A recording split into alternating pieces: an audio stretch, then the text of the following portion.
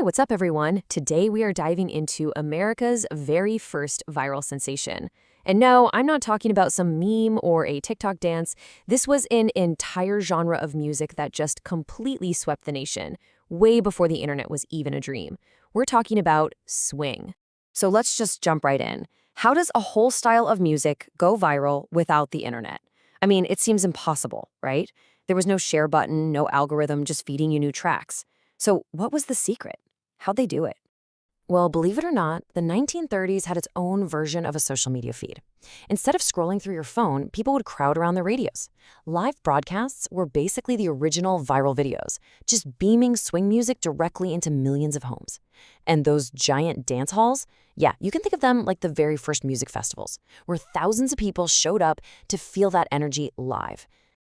So what was the engine behind this whole craze? It was something called the Big Bang Machine.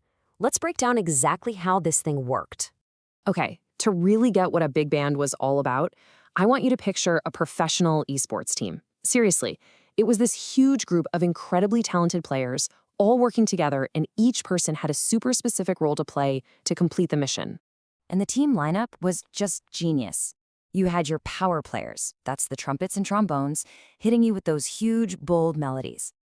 Then you had the skill players on the saxophones, handling all the smooth, complicated parts. And holding it all together, you had the foundation, the rhythm section with the piano, bass, and drums, just pumping out that nonstop energy. And listen, we are not talking about some little garage band here. These were massive crews. We're talking 10, sometimes 20 musicians all on one stage. Can you even imagine that wall of sound coming at you? It was huge, it was loud, and it was absolutely designed to get you up and dancing. But it wasn't just about everyone playing together in perfect sync. Nope. Swing had a secret ingredient, a special little feature that made every performance totally exciting and unpredictable. And that was the freedom of the solo. All right, so for most of the song, the entire band was on the main mission. The music was all arranged, it was written down, so everybody knew exactly what to play. Kind of like following the main quest in a video game. But then, bam, out of nowhere, a soloist would get a side quest.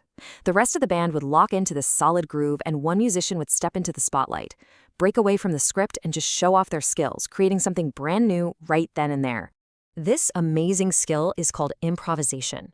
It's literally the art of making up music in the moment. If you've ever heard a rapper freestyle or seen a gamer just invent some wild combo out of thin air, that is the exact same energy. Improvisation meant that even if a band played the same song 100 times, it would be different every single time. It was electric.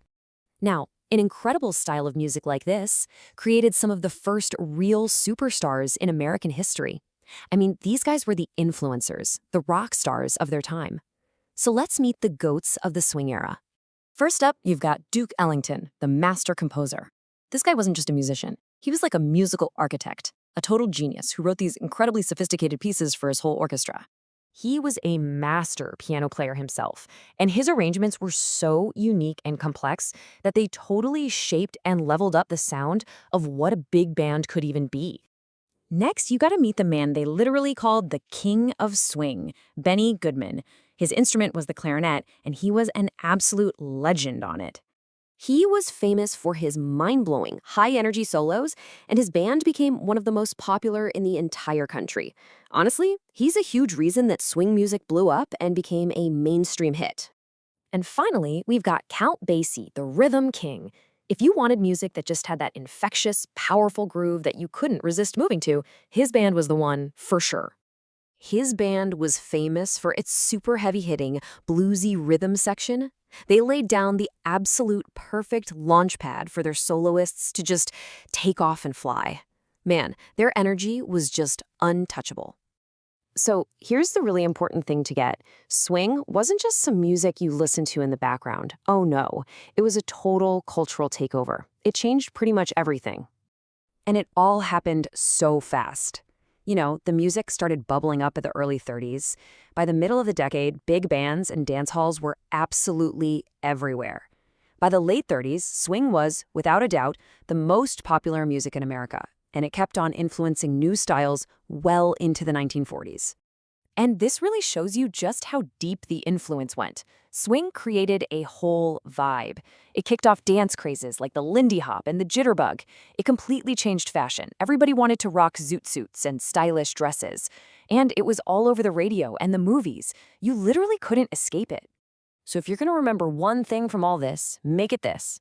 The most important message here is that swing music showed the entire world how to create something truly incredible by perfectly balancing teamwork and individual freedom. It's the power of the whole band combined with the amazing creativity of just one person. And that kind of leaves us with a big question for today, right? What music right now unites people and creates an entire cultural vibe the way that swing did back then? Is there even one? I want you to think about it.